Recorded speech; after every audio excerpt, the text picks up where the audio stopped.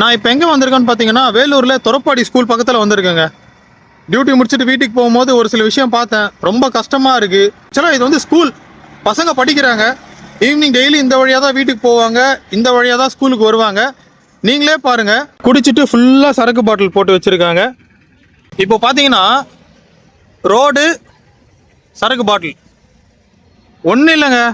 ஒரு ஆம்புலன்ஸு எமர்ஜென்சிக்காக கொஞ்சம் சைடு போகணுன்னு இந்த வழியாக வந்தால் அவ்வளோதான். இந்த பாட்டில் மேலே ஏறும் போது வண்டி பஞ்சர் ஆகிடும் கண்டிப்பாக. மாடெல்லாம் பில்லு மெஞ்சிட்டு வரும், அதுங்களோட வாயை கிழிக்கும்.